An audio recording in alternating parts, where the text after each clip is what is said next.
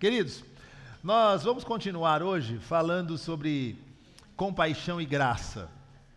Começamos semana retrasada, na minha mensagem, a primeira mensagem, falando sobre esse tema, compaixão e graça. Nós usamos o tema o encontro da compaixão e da graça. E falamos nisso através de Atos capítulo 3, olhando para a história de Pedro e João, que vão ao templo às 3 horas da tarde para um tempo de oração e encontram lá, na porta daquele templo, um aleijado de 40 anos, que é deixado ali todos os dias para pedir esmolas, para receber algo de alguém. E você lembra da história, Pedro e João ao entrar naquele lugar, um homem cheio do Espírito de Deus, olha para aquele homem e toma uma decisão de fazer algo que ninguém fez. Primeiro ele olha, e olhando ele diz para aquele homem, olha para mim, e aquele homem olha, e naquela troca de olhares, aquele homem chamado Pedro, lhe faz uma promessa. Ele diz, eu não tenho prata e nem ouro, mas o que eu tenho eu lhe dou, em nome de Jesus, anda. E ele diz o texto que estende a mão, põe aquele homem de pé, e aquele homem então se levanta saltando, louvando a Deus, entra com eles no pátio do templo e passa a ser um seguidor de Jesus e alguém que andava com Pedro. O encontro da compaixão e da graça. Não adianta nós só termos compaixão pelas pessoas se o nosso braço estiver encolhido. Não adianta essa igreja orar pelas pessoas e se não fizermos nada prático para sermos verdadeiramente aqueles que são agentes da compaixão e da graça. Mas hoje eu gostaria de dar um passo a mais e falar a uma igreja que dá passos e dá os seus primeiros passos. Queridos, eu não sei se a sua sensação é a mesma que a minha, mas quando eu paro, conversando com a Érica, mãe de minha esposa, os meus filhos, e eu penso que essa igreja começou em abril, né? Às vezes eu falo, nossa, faz uns 10 anos que eu estou lá, mas não faz. Inclusive, no próximo sábado, às 19 horas, eu conto com a presença de vocês aqui no nosso culto de organização como igreja, queridos. É isso aí, perderam a chance de acompanhar a Elaine no assobiozinho, numa palma aí. Por quê? Porque no próximo sábado nós vamos ter esse culto, é um culto solene, é um culto festivo, é histórico, queridos, o nosso culto de organização. Nós fomos indo, nós começamos uma reunião, vocês vão ver aqui a história dessa igreja mostrada no próximo sábado, e a gente foi chegando gente, a gente foi se reunindo e nunca tivemos nenhuma abertura, um culto de abertura da congregação. Foi. E agora a gente passou pelo concílio, a gente foi organizado, então no sábado nós teremos aqui o culto oficial da organização da Igreja Batista Novo Tempo, e o culto não terá o mesmo brilho se você não estiver aqui. Então você precisa estar aqui, porque você faz parte desta história para a honra e glória do Senhor Jesus. Nós temos quase 180 membros fundadores, queridos, olha que coisa maravilhosa. Que coisa boa, e nós precisamos estar reunidos então no próximo sábado aqui. Mas essa igreja então é uma igreja nova, que nasce, que começa a dar os seus primeiros passos, começa a caminhar a partir de agora.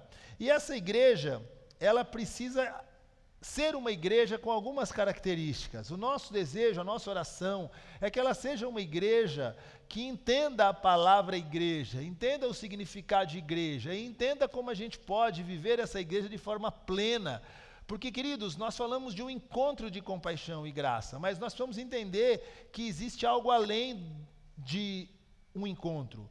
Existe um lugar de compaixão e graça. E não existe um lugar mais extraordinário para se viver compaixão e graça do que a igreja do Senhor. A igreja precisa ser um lugar de compaixão e graça. E hoje eu gostaria de falar sobre esse tema, um lugar de compaixão e graça.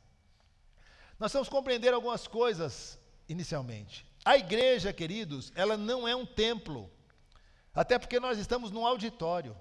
Ah, então, pastor, a igreja é um auditório? A igreja também não é um auditório.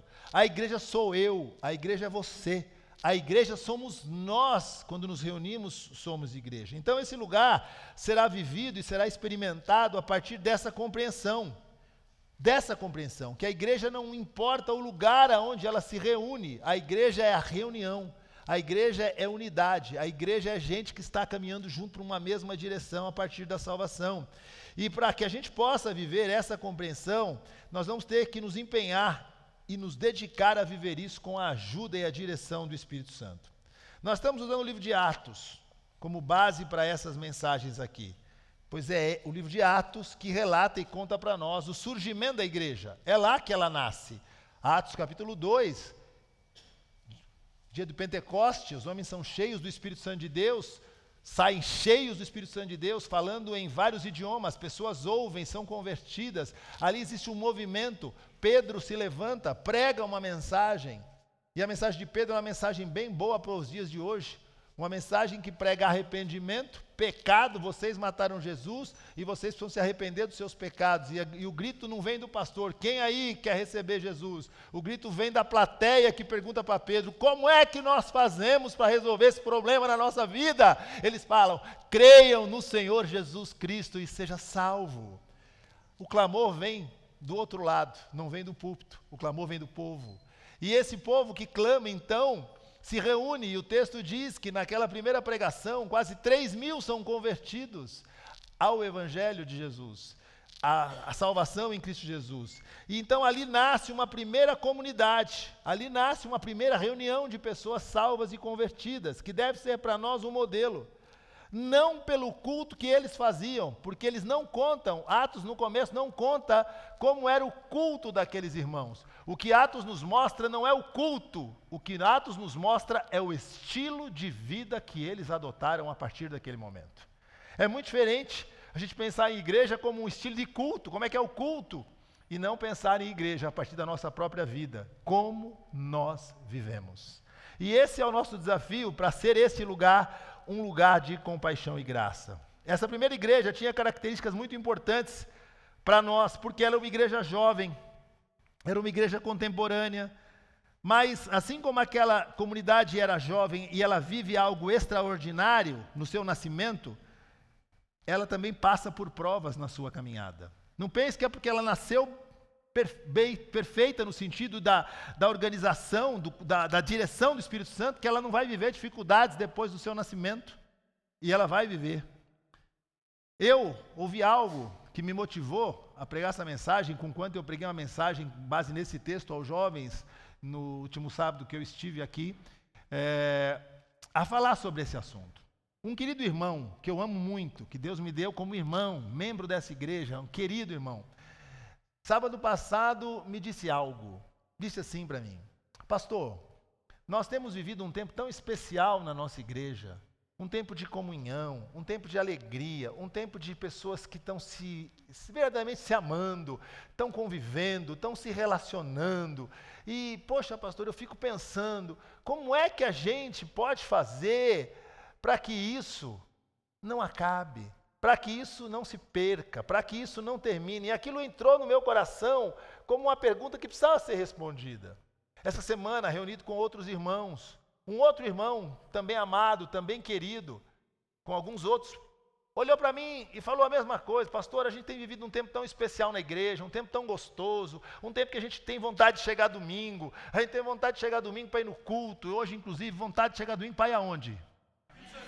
Na pizzaria. Meu irmão, você vê a bênção do Senhor. O que é isso? É uma igreja que tem culto de manhã e de noite. No domingo, vai na pizzaria. Isso é uma bênção de Deus. Isso é um negócio extraordinário. Isso é coisa do divino, meu irmão. É do divino. Porque, meu irmão, você não é pastor. Nem pastor deve ser, se não foi chamado para isso. Mas o pastor que está acostumado, você não é batista talvez a vida inteira como eu, há tantos anos batista. Era culto de manhã e de noite, não era, meus irmãos? É bênção, não estou dizendo que não, mas é porque você não é pastor. Porque você chega, não tem domingo não, filho.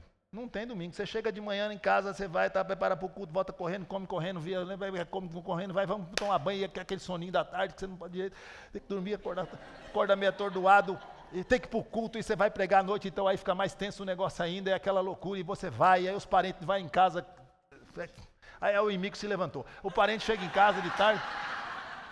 Os crentes oravam para os parentes ir de tarde em casa e demorar para eles não ir no culto à noite. Porque não quer dar atenção para o parente que foi. Mas agora nós estamos tendo a alegria, meu irmão, de vir no culto, receber a palavra de Deus, ser alimentado pela palavra de Deus, louvar a Deus e ter tempo para a família, ter tempo com a esposa, ter tempo com os filhos, ter tempo em casa, ter tempo, meus irmãos. Porque ser igreja não está ligado à quantidade de culto que você e eu vamos, está ligado a como nós vivemos. Não adianta você viver no culto, é culto de manhã, é culto de noite, é culto de tarde, é culto de manhã, e a sua vida não ser transformada e ser um elemento de transformação para a honra e glória do Senhor. Não adianta, queridos. Então nós vamos ver aqui, que esse outro irmão me disse a mesma coisa: pastor, estamos vivendo esse tempo tão gostoso. A igreja vai crescer e tem que crescer para a honra e glória do Senhor, porque tudo aquilo que é bom, tudo aquilo que tem a mão de Deus cresce, mas cresce segundo a vontade e a direção do Senhor. Mas aí, como é que a gente faz para não perder isso? Nós estamos vivendo esse tempo feliz, tão especial como eu disse, e o nosso desejo é que a gente possa continuar fazendo isso. E eu espero de verdade que esse seja o sentimento não só desses dois irmãos tão amados que me disseram isso, eu espero que esse seja o seu sentimento, como esse tem sido o meu sentimento, de manter essa comunidade, essa igreja vivendo esse tempo tão gostoso de comunhão e de relacionamento que a gente tem vivido até aqui. Eu espero que seja. E a resposta então para essa pergunta dos meus irmãos, para a minha e para a sua vida, eu creio que não pode estar num outro lugar, ela tem que estar na palavra de Deus. Existe uma resposta para essa pergunta: como ser essa igreja? Como continuar vivendo essa igreja? Como superar? Como andar, como caminhar e como ser a igreja que o Senhor nos chamou para ser. Vivendo igreja, não frequentando um lugar, mas sendo igreja na vida de outras pessoas e a partir da nossa vida. E eu quero convidar você, então, a ir ao texto comigo, Atos, no capítulo 2. Falaremos somente em Atos nesse tempo, nessas mensagens, e hoje nós vamos a Atos, no capítulo 2. E nós vamos ler de forma alternada, responsiva, dos versos 41 até ao verso de número 47. Os nossos irmãos vão nos ajudar projetando uma tradução aqui, mas você abra a sua Bíblia. E se você tem o hábito de anotar aquilo que é pregado, eu peço que você, nessa mensagem especificamente, anote o que vai ser dito. Anote. Então, nós vamos ler Atos, capítulo 2, a partir do versículo 41. Eu lerei o 41, vocês lerão comigo o 42, eu o 43, vamos alternando até o versículo de número 47. Eu começo no 41, todos juntos no 42 e vamos alternando então, tá bom? Diz assim a palavra do Senhor a partir de Atos 2, 41. Os que aceitaram a mensagem foram batizados, e naquele dia houve um acréscimo de cerca de 3.000 pessoas. Eles se dedicavam ao ensino dos apóstolos e à comunhão, ao partir do pão e às orações. Todos estavam cheios de temor e muitas maravilhas e sinais eram feitos pelos apóstolos. Todos os que criam mantinham-se unidos e tinham tudo em comum. Vendendo suas propriedades e bens, distribuíam a cada um conforme a sua necessidade. Todos os dias continuavam a reunir-se no pátio do templo, partiam o pão em suas casas e juntos participavam das refeições com alegria e sinceridade de coração, louvando a Deus e tendo a simpatia de todo o povo. E o Senhor lhes acrescentava diariamente os que iam sendo salvos. Amém. Queridos, nós acabamos de ler um texto que talvez você em algum momento já passou por ele. Esse aqui é um protótipo. Quem sabe o que é um protótipo?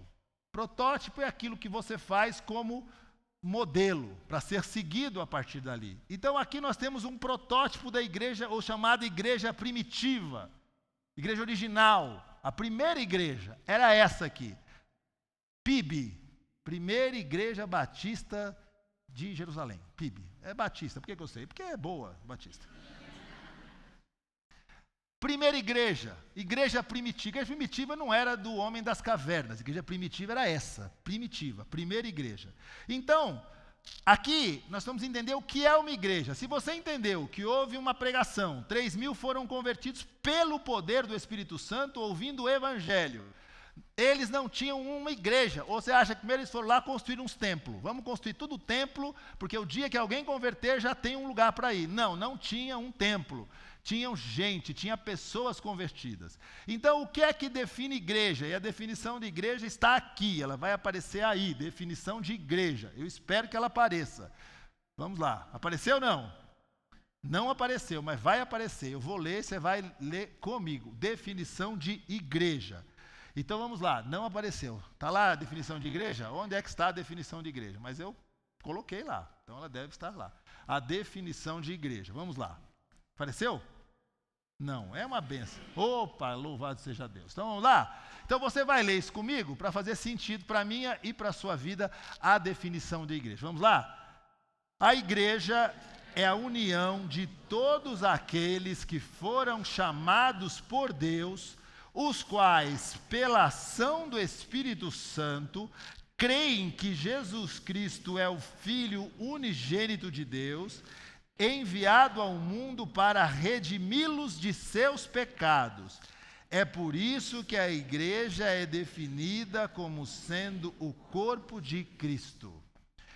Entende isso aqui? União de todos aqueles que foram chamados por Deus, pela ação do Espírito Santo, creem que Jesus Cristo é o Filho unigênito de Deus, enviado para redimi-los do pecado. Isso define igreja. Essa definição fala de união de todos que foram chamados por Deus. Eu creio que quando você usa uma palavra melhor do que união de todos, você pode usar uma palavra que expressa melhor essa união de todos, porque não diz união de alguns, diz união de todos. Uma boa palavra para isso é unidade. Unidade é uma boa palavra para definir esse tipo de união dito aqui. Unidade, queridos, parte também de um outro princípio. O que não é? O que não é unidade? Unidade não é uniformidade. É diferente. Uniformidade é todos serem iguais, tudo aquilo ser muito parecido. Unidade não é isso. Unidade é quando tudo isso se concentra a partir das suas diferenças. Uniformidade não define igreja. Todo mundo igual. Já pensou todo mundo vestido igual, todo mundo falando igual, todo mundo sendo igual, todo mundo sendo tão bonito como eu, sem cabelo, por exemplo, careca. Tem alguns que têm alegria de ser careca. Não é para todo mundo essa bênção. Tem alguns que têm cabelo. Aí você resolva com, né? Ou não é? Agora, não existe uniformidade. Unidade não é uniformidade. Então, nós vamos entender que existem diferenças, e diferenças são bênção para o corpo de Cristo. Então, o que define unidade quando nós falamos de igreja? O que define unidade quando falamos de igreja é uma coisa chamada convergência de propósito. Convergência de propósito. Todos nós temos que convergir para algo. Somos diferentes, mas buscamos a mesma coisa. Ah, eu estou buscando outra coisa. Então, tem que convergir o propósito. Nós estamos aqui buscando o quê? Olha aí, o pessoal está sabendo o que está buscando. Já começa a ser a bênção de saber o que está buscando o que aqui, meu querido? É isso aí. O quê? Você vem aqui buscar Deus? Não, meu Deus, meus irmãos, agora eu fiquei com medo. O que a gente vem buscar aqui? Eu vim buscar o meu milagre, eu vim buscar a bênção, eu também vim buscar a bênção, mas antes a gente vem buscar o quê? A presença de Deus. Você foi salvo por Cristo Jesus para adorar a Deus. Nós somos salvos para adoração, para cultuar, para prestar culto a Deus. Então nós viemos aqui buscar a Deus. Se você não sabia, pastor, agora eu estou entendendo o que eu vim fazer aqui.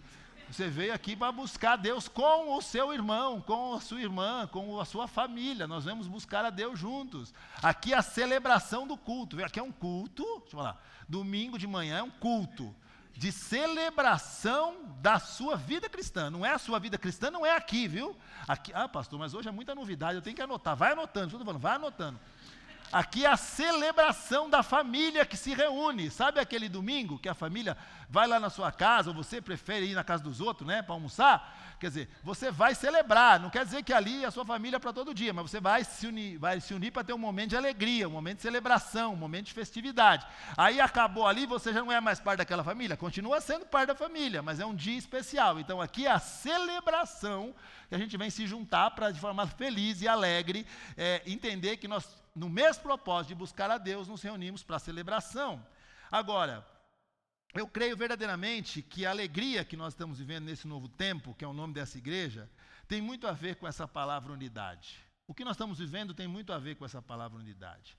Nós temos visto, se você já prestou atenção, não sei se você já participou disso, gente, no final do culto e no início do culto aqui, tomando café, comendo bolachinha, se abraçando, conversando, tendo um tempo de comunhão aí fora. Eu espero que você tenha participado ou esteja participando disso. Nós temos visto ao final de cada culto, no início também isso. Gente trabalhando junta, gente desmontando, que coisa para dar trabalho, meus irmãos. Você pode se candidatar voluntário aí, viu? Desmontando, montando essa estrutura, atendendo no estacionamento, gente que tira a cadeira, gente que bota a cadeira, gente que tira som, gente que monta som. Meus irmãos, isso é a manifestação de unidade. Crianças criando relacionamento lá nos ministérios infantis, sendo ensinadas, cantando juntas, aprendendo num coral para cantarem juntas aqui. Isso não tem outro nome senão unidade, relacionamentos, gente que se reúne ao redor de um mesmo propósito.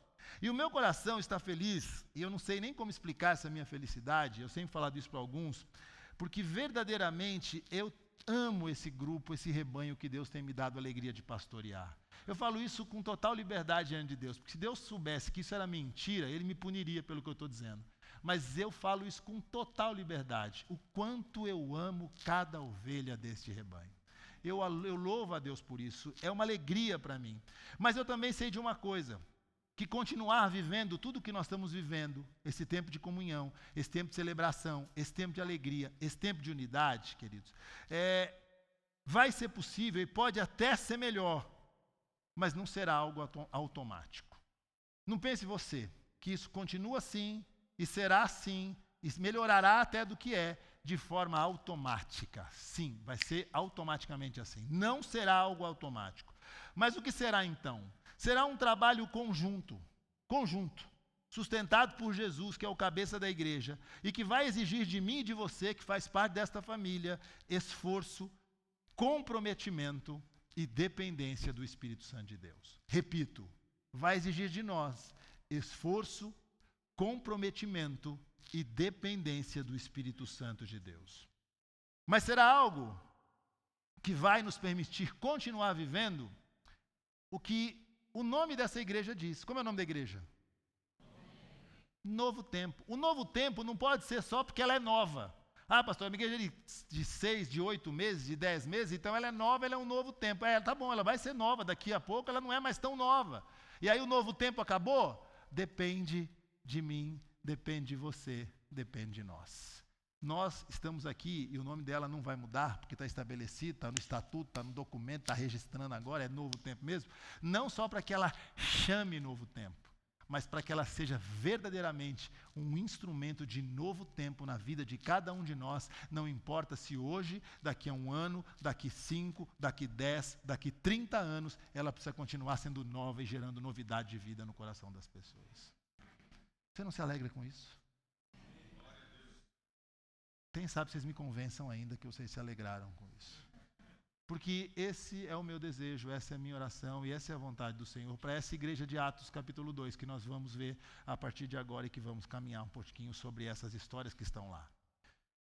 O que vai nos permitir viver isso e levar outros a viver isso é entender algumas coisas que esse texto vai nos explicar. A primeira delas, para você anotar, é a sustentação da unidade. Eu falei de unidade, mas existe uma coisa chamada sustentação da unidade. Como é que a unidade se sustenta? E o crente ele tem um negócio, que ele acha que tudo é orando.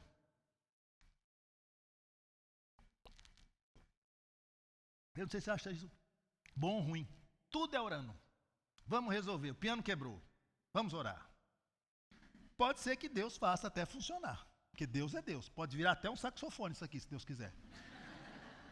O mais lógico seria, vamos carregar o piano e vamos levar para assistência técnica, para arrumar o piano.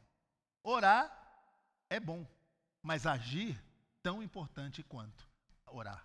E quando a gente vai ler aqui nos primeiros 3 versos de Atos, capítulo 2, o texto diz claramente que os que aceitaram a mensagem foram batizados e naquele dia houve um acréscimo de 3.000 pessoas. Mas olha o que diz o verso 42 e 43.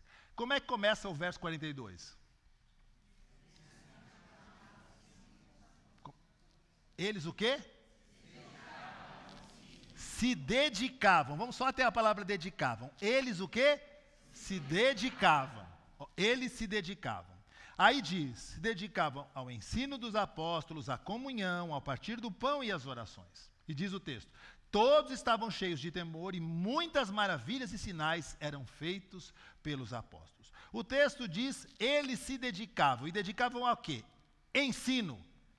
Ensino. Primeira coisa, ensino. Pregação, leitura e estudo da palavra de Deus. Unidade não será mantida se nós não nos dedicarmos a ouvir uma boa palavra, a pregação bíblica, a gente botar a cara na palavra de Deus e ler e aprender da palavra de Deus e efetivamente não só ler, mas conhecer a palavra de Deus. Não adianta, meu irmão, você não vai... o Espírito Santo te fará lembrar de tudo. Lembrar do que se você não sabe? Te fará lembrar de tudo aquilo que você sabe, o que você leu um dia, o que você colocou na sua mente um dia e que você não sabe onde está. No momento certo, o Espírito Santo te fará lembrar. Então, ensino. Se essa igreja quer continuar vivendo a verdadeira unidade, ela precisa se dedicar a aprender a palavra de Deus. Aprender a palavra de Deus. Através daqui da ministração, através das mentorias, através de tudo que a gente gera com o objetivo de ensinar a palavra de Deus. Mas não só. Diz que eles se dedicavam à comunhão. Quando você fala de comunhão para o crente, ele traduz por começão. Juntou 4 crentes, meteu um pão com manteiga na mesa, vão ter comunhão. Não. Isso é logo depois, que ele vai falar que eles se dedicavam aos relacionamentos. Então o que é comunhão? Comunhão é isso, eles se juntavam ao redor de um propósito. Isso é comunhão, meus irmãos. Comunhão é propósito. Nós estamos juntos num propósito. Eles se reuniam na comunhão. A comunhão é isso. É uma união comum em torno de um propósito. Então, eles se dedicavam à comunhão. Eles não oravam por comunhão. Eles se dedicavam. E você vai ver como é necessária essa dedicação para a comunhão existir. Mas eles falam também, e eles se dedicavam aos relacionamentos. Aqui a gente está falando de proximidade física. Eles se dedicavam aos relacionamentos. Querido, relacionamento é um negócio diferente. Porque tem crente que fala assim, ó. Presta atenção. Ô Rafa, você precisa ir lá em casa, viu, meu irmão? Vai lá em casa uma hora para bater um papo, tomar um café comigo. O Rafa já sabe onde é a minha casa, porque ele já foi lá. Foi ou não foi, Raíssa? Foram ou não foram? Tem que falar que é para garantir o negócio. Foram na minha casa, entraram na minha casa. Tem crente que fala, mas ele não dá o endereço. Vai lá em casa, tomar um café, um dia. Quem sabe, quando Deus preparar. Vai lá. E o outro falou, não, você que precisa ir lá em casa, você que precisa ir lá na minha casa. Vamos lá em casa um dia. E fica um dia, fica um lugar que você não sabe. Aí o cara fala, pede uma revelação. Pede revelação. Onde é que o irmão mora? Me mostra onde o irmão mora. Não. Relacionamento, você precisa ser o quê? Intencional, você precisa falar, vai lá em casa, tal dia, tal hora, o meu endereço é esse, meu número é esse, apartamento é esse, estou te esperando lá. Pronto, você marcou um dia. Então, dedicavam-se aos relacionamentos. E por fim, fala, e as orações? Olha aqui a oração. Pastor falou que nem oração. Oração está onde? A oração é a base de tudo isso. Ele fala, e as orações? Porque as orações deles eram a base que sustentava o prédio do ensino, da comunhão e dos relacionamentos. Era a gente que orava, porque, meu irmão, se tem um negócio que você vai ter que fazer se você for crente, é esse negócio chamado oração aí. Tem que fazer. Mas você não falou que não resolve tudo? Não resolve tudo, mas é a base de tudo na vida do crente é a oração. Não faça sem orar. Ore primeiro e faça depois. Não é ore e não faça. Ore e faça. Ore e peça a direção de Deus. Ore para que você, então, tenha capacidade de aprender, condição de ter comunhão, ou seja, caminhar num propósito comum e relacionamentos saudáveis dentro da igreja. Então, a dedicação sustenta a unidade. Como é que a unidade é sustentada? Através da dedicação. A dedicação sustenta a unidade. E não sustenta só na igreja. Sustenta na família, sustenta no casamento. A dedicação sustenta, porque tem gente que não investe no casamento, o casamento despenca, ele fala, é o diabo. O diabo é você que é o diabo. Você não investe no casamento, não se dedica no casamento, não se dedica à esposa, não se dedica aos filhos. Não se dedica. E aí bota a culpa no diabo. Meu irmão, na família, tudo é dedicação. Não adianta, se você não se der dedicação, nada vai para frente. Então, dedicação sustenta a unidade na igreja. Você tem que se dedicar para manter isso. E diz o texto que eles viviam isso de forma unânime, pois todos estavam cheios de temor e experimentavam maravilhas e sinais, manifestações sobrenaturais. Eles experimentavam isso. Essa igreja experimentava manifestações sobrenaturais. Esses dias estávamos juntos com alguns irmãos, e a pessoa que estava falando falou sobre negócio de milagre, manifestação sobrenatural. Todo mundo olhou para mim, os irmãos. Eu fiquei pensando, será que eles acham o quê? Que eu não acredito nesse negócio? Eu sou pastor de igreja batista que acredita nesse negócio. Eu já contei milagres na minha própria vida, eu sou alvo de milagre. Eu fui convertido e curado instantaneamente de uma doença física que já me perseguia há uns quase 3 meses e uma doença emocional chamada síndrome do pânico imediatamente. Eu fui curado ali, eu fui embora, dormi, acordei curado. Eu sou alvo, eu sou exemplo, eu sei o que é milagre, eu já vivi milagre, eu já orei por gente que está nesse auditório aqui e que Deus realizou milagre e curou gente que está aqui me ouvindo nessa manhã.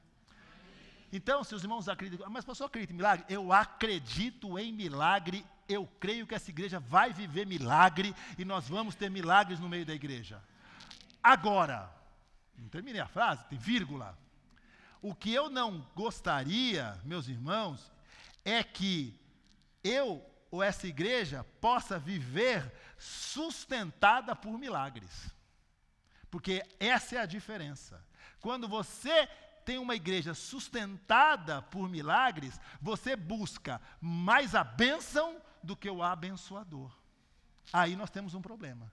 Porque aí é onde você tem gente frustrada com Deus, que pediu a Deus, e Deus não me deu, e é hoje um milagre na sua vida, hoje Deus vai fazer, hoje você está sendo curado, hoje não sei o quê, aí não dá certo. Aí, se tem um emprego bom, é pastor. Para falar, você tem saída para tudo que você quiser. Porque você fala assim, pastor, o senhor falou que eu fui curado e eu não fui. Resposta, não teve fé para ser curado. Pronto. Acabei de sair fora do problema. Mas o senhor disse, eu disse que você tivesse fé, seria curado. Não foi porque a culpa é sua. 2 problemas agora. Além do problema, agora também tem outro. Não tem fé. Meus irmãos, onde é que está isso na palavra de Deus? Deus é soberano. Ele cura quem quer. Ele faz milagre quando quer, na hora que quer, segundo a vontade soberana dele. Deus não tem agenda comigo. Deus não muda a agenda pelo meu pedido de oração. O Senhor faz o milagre dele agora. Eu posso pedir, ele pode falar, vou fazer porque eu quero, não porque você determinou que fosse agora. Então, queridos, essa igreja vai viver e já está vivendo milagres para a honra e glória do Senhor. Queridos, eu tenho um milagre, eu tenho coisas para contar aqui, vou contar. Semana que vem eu vou pegar uma mensagem do resultado da compaixão e da graça. E eu pretendo falar de algumas coisas sobre milagres que a gente viveu aqui. Tem uma pessoa que não está aqui hoje, a Lisli, pessoas do grupo de intercessão sabem disso. Oramos por um sobrinho dela e um grupo de intercessão que estava morto, praticamente morto. Entrou no hospital e falou, vai morrer. Esses dias tivemos um áudio, da criança completamente curada e restaurado para a honra e glória do Senhor. Deus é o mesmo ontem, hoje e eternamente será Deus. Agora, se ele morresse, ele continuaria sendo Deus. Uma igreja que experimenta milagres é uma igreja que se dedica a buscar o Senhor em primeiro lugar e a sua justiça, e as demais coisas lhe são acrescentadas. Se você colocar uma igreja onde o sustento dela é o milagre, ela não vai subsistir. Porque o que sustenta a igreja não é o milagre, é aquele que morreu para que o milagre fosse possível. Creia nisso em nome de Jesus. Creia nisso, meus irmãos. Nós não podemos jamais buscar mais as bênçãos do que o abençoador. Será necessário muita dedicação de todos na manutenção dessas disciplinas. Ensino, comunhão, relacionamentos. Ensino, comunhão, relacionamentos, tudo isso sustentado por oração. Agora, além da sustentação da unidade, eu quero falar de um objetivo. Esse é um objetivo a ser alcançado. Um objetivo a ser alcançado. Atos 2, no 44 e 45 diz assim: todos os que criam mantinham-se unidos e tinham tudo em comum. Vendendo suas propriedades e bens, distribuíam a cada um conforme a sua necessidade.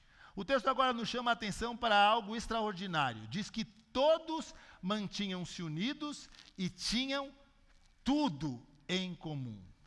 O objetivo aqui é viver algo que se fundamenta na palavra comum. E isso nós podemos traduzir por comunidade. Comunidade. Comunidade. Comunidade.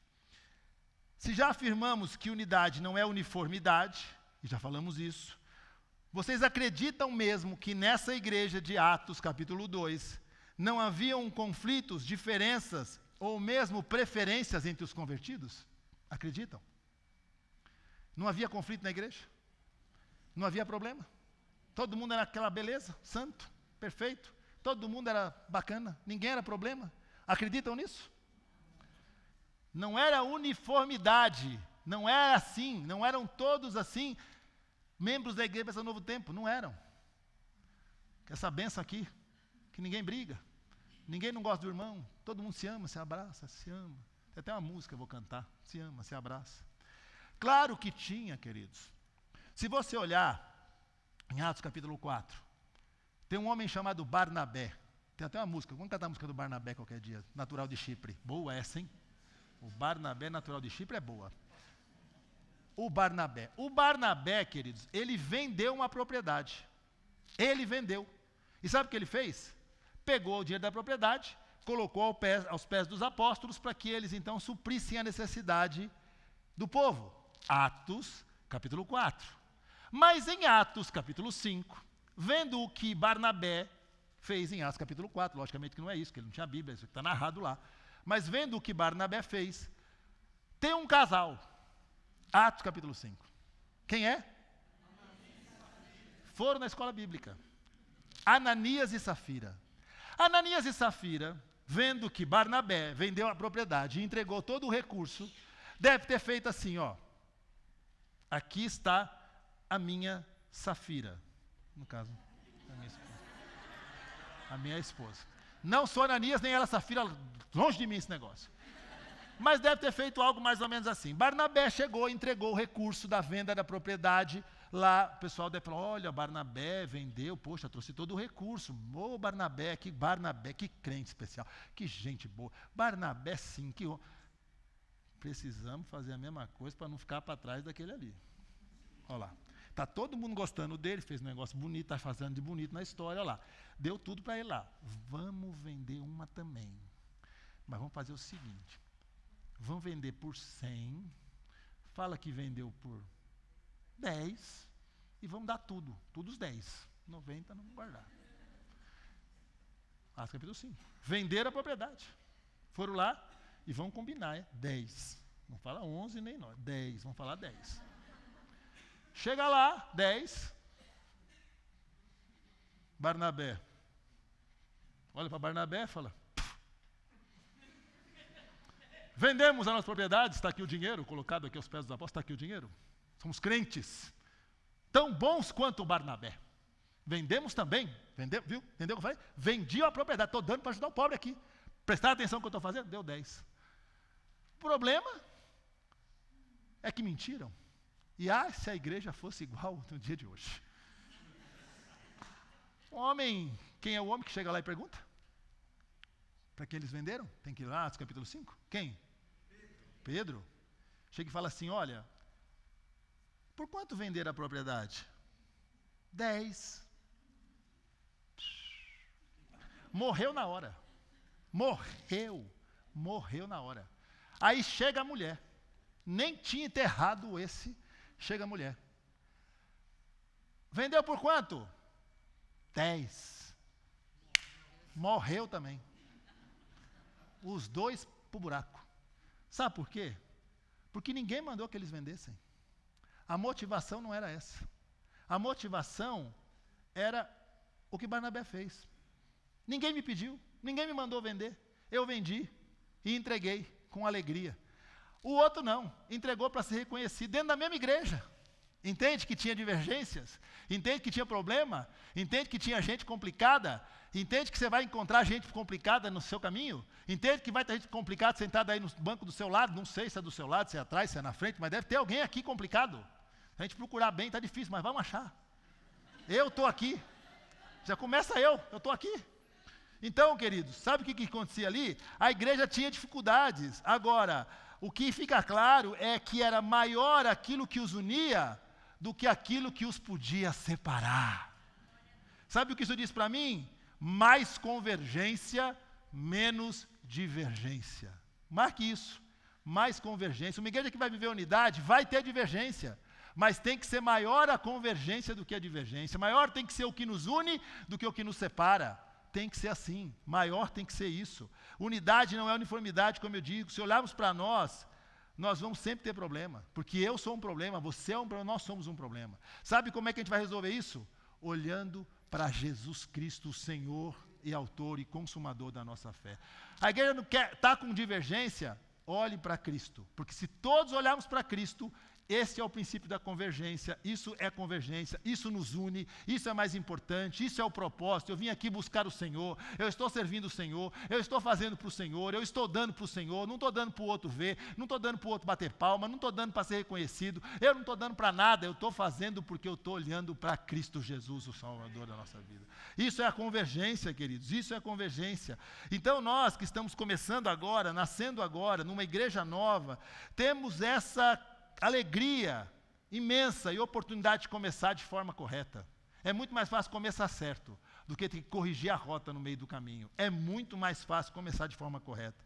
Busquem sempre olhar para Jesus, porque Jesus era servo, exemplo de servo. Ele não veio para ser servido, ele veio para servir.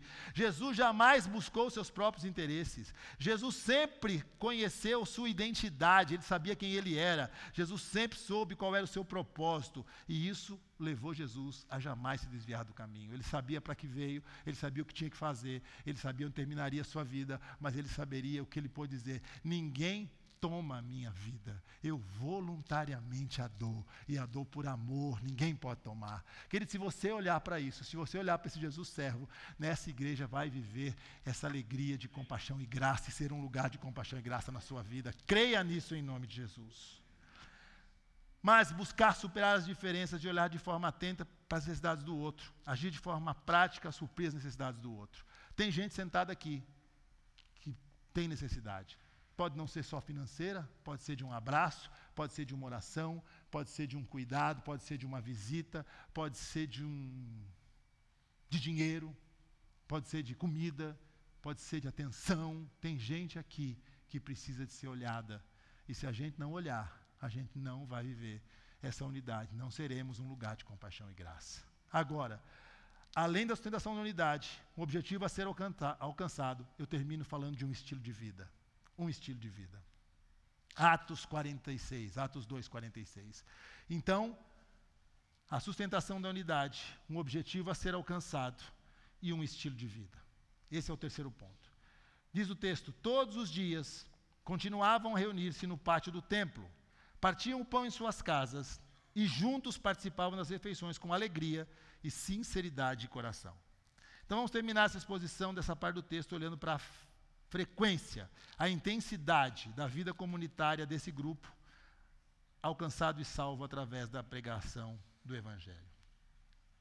Essa igreja, como eu disse, não era a igreja do culto de domingo ou da programação, era uma comunidade que diz o texto que estava sendo igreja todos os dias. Fica claro que todos os dias eles continuavam com dedicação, perseverança, superação de conflitos. Então, qual é o nosso desafio como igreja? Olhando para esse texto. O nosso desafio como igreja é o mesmo dessa igreja. É continuar sendo igreja todos os dias. Difícil dar amém para isso, né? Continuar sendo igreja todos os dias. Talvez você fique pensando: pastor, mas para continuar sendo igreja todos os dias, nós vamos ter que vir no culto todo dia. Vai ter que ter culto todo dia, pastor, então, para ser igreja todo dia? Não, querido. Porque nós estamos dizendo que igreja não é um lugar. Igreja somos nós. Ser igreja todos os dias é muito além de ir ao culto todos os dias. Ser igreja todos os dias é viver de uma determinada forma todos os dias. É isso. Viver de uma forma todos os dias. Ser igreja todos os dias é mais do que ter um lugar para ir. é adotar um estilo de viver. Ser igreja todos os dias é mais do que ter um lugar para ir. É adotar um estilo de viver. E o estilo deles era esse. Eles valorizavam a alegria dos relacionamentos. Agora, tudo isso era vivido, sabe de que maneira? De verdade. Diz que eles tinham sinceridade de coração. Eles têm uma coisa que Deus não permite, que de Deus não se zomba. É gente que faz de conta. Assim como Ananias e Safira. Faz de conta. Eu sou o melhor crente. Eu sou aquele que estende a mão. Eu sou... Você e eu não somos absolutamente nada. Mas podemos ser grandes aos olhos de Deus se fizermos aquilo que Deus nos chamou a fazer. O que nós vemos aqui é que quando nossa alegria aumenta através de relacionamentos, e eu posso dizer de mim, que eu me alegro muito quando eu vejo pequenos grupos reunidos, queridos. E eu não falo de pequeno grupo como algo teórico. Na minha casa, eu tenho um pequeno grupo de meninas que se reúnem na minha casa. Mas não só. Eu e Érica cuidamos de um pequeno grupo. Dos jovens casados, alguns deles estão aqui. Jovens casados que eu recebo na sala da minha casa. E que amanhã terei a alegria de receber para um churrasco. Se você não é jovem casado, sinto muito. Um dia eu fui, pastor, mas amanhã é para o meu pequeno grupo e da Érica, dos nossos jovens casados, que vão estar lá conosco. Eu me alegro quando eu vejo na casa um ambiente de informalidade, um ambiente de acolhimento.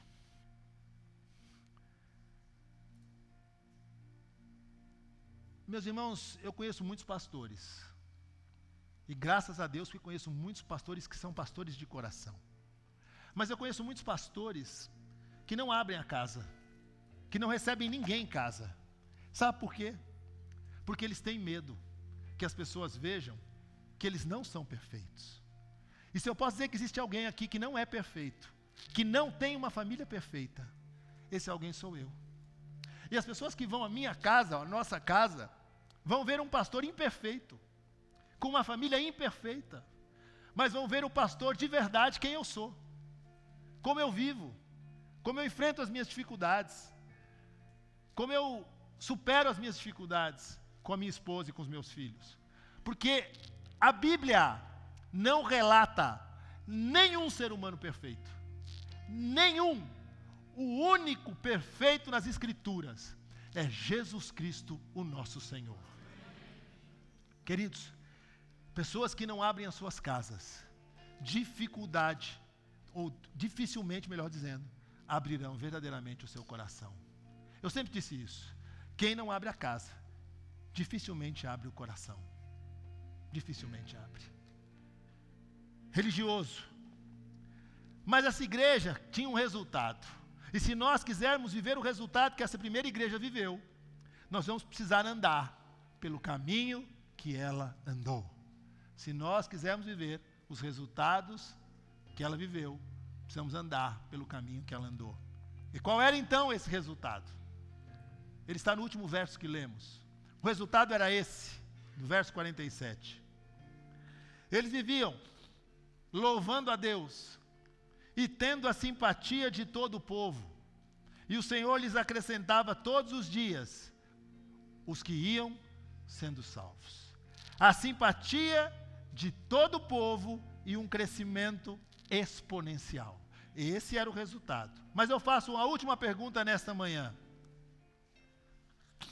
Será que o povo que está fora da igreja evangélica, ou fora desta igreja, ou fora de uma igreja, tem simpatia pelas igrejas evangélicas? Não, não tem. Não tem. E aí o crente tem uma saída para isso. É o diabo. E não tem nada a ver com o diabo.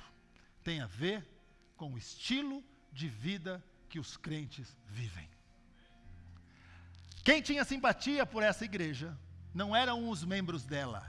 Quem tinha simpatia por essa igreja eram aqueles que olhavam do lado de fora e diziam: esse povo come junto, esse povo se ajuda, esse povo se interessa um pelos outros, esse povo se abraça, esse povo visita as casas, esse povo anda com um sorriso no rosto, esse povo é socorrido no momento da dificuldade, esse povo tem amigos, esse povo tem irmãos, esse povo tem família, e eu quero fazer parte desse negócio.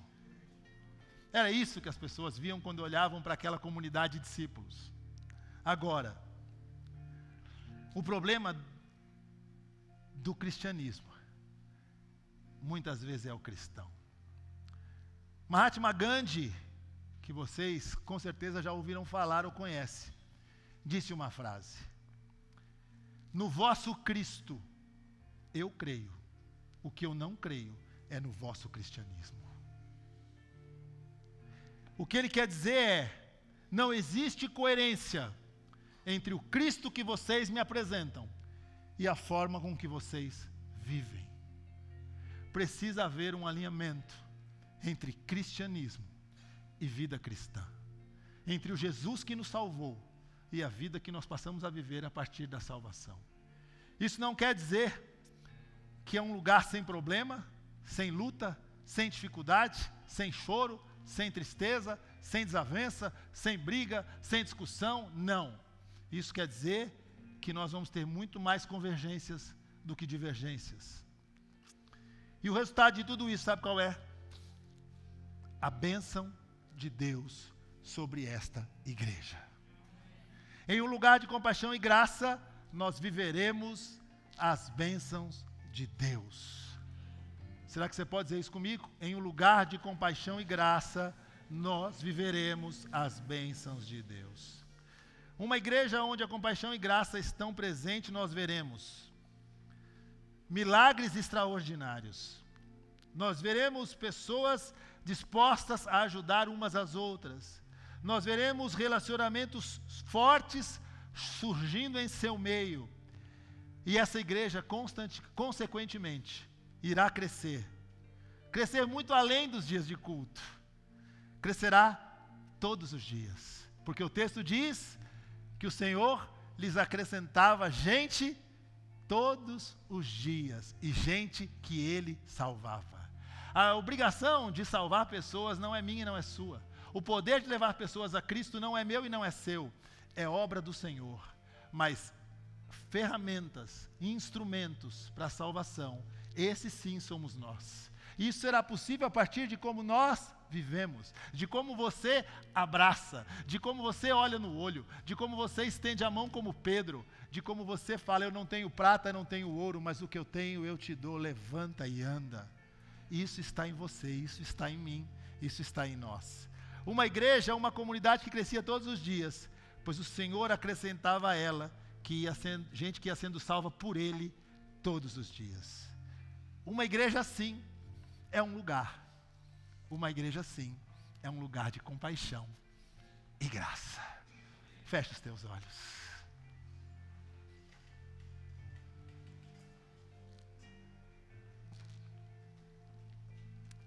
Meus irmãos amados, nós estamos vivendo um momento muito especial, um momento único, que com certeza foi Deus que nos concedeu essa grande oportunidade de nos reunir aqui no nascimento e na plantação dessa igreja. Precisamos ser gratos, estar atentos para aquela que nasceu tão linda, tão especial, nasceu de forma com tanto cuidado de Deus, continue na direção e no caminho, sendo uma igreja que agrade o coração do Senhor Jesus. A resposta a essa pergunta que meus irmãos queridos me fizeram por essa semana, e muitos aqui podem se fazer: como é que nós vamos continuar vivendo o que estamos vivendo? Pode ser respondida com esse texto que nós lemos. Como podemos manter e continuar vivendo essa alegria que temos vivido? Andando por esse caminho, o caminho que essa primeira igreja andou, lembrando que ela também não era perfeita como nós não somos perfeitos. Então, Dediquem-se. Dedicação. Dediquem-se ao ensino, à comunhão, aos relacionamentos sustentados por uma vida de oração. Vivam comunidade, valorizando mais as convergências do que as divergências ou diferenças, olhando atentamente para as necessidades dos outros e buscando estratégias para suprir essas necessidades.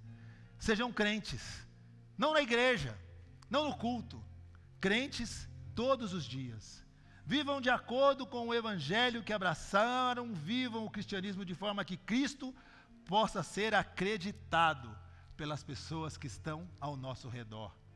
E por fim, esperemos todos pelo crescimento. Essa igreja, esse ministério vai experimentar o crescimento à medida da sua unidade.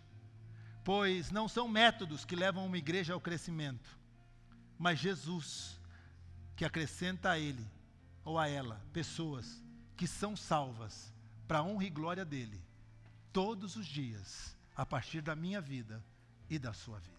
Eu quero orar. Eu quero orar. Meus irmãos, nós estamos chegando próximo do final do ano. Próximos ao final do ano. Meses e um ano especial com muitos feriados. Fim do ano estamos feriados, feriado sexta, feriado quarta, feriado segunda. As correrias do Natal, trabalho, festas, uma série de coisas. Isso pode nos afastar da comunhão, de estar aqui. E eu quero desafiar você a não deixar que esse final do ano, ou aquilo que você tem, te afaste do culto, da igreja, da celebração, da família do Senhor. É necessário que estejamos juntos, que vivamos unidade e que possamos estar juntos suprindo as necessidades que nós temos, primeiro aqui dentro, mas também as de fora.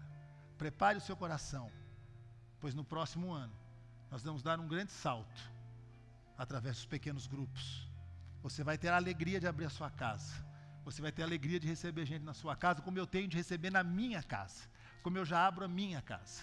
E nós vamos ver gente sendo salva, gente sendo curada, gente sendo restaurada, milagres de Deus acontecendo, porque Deus é o Senhor desta igreja.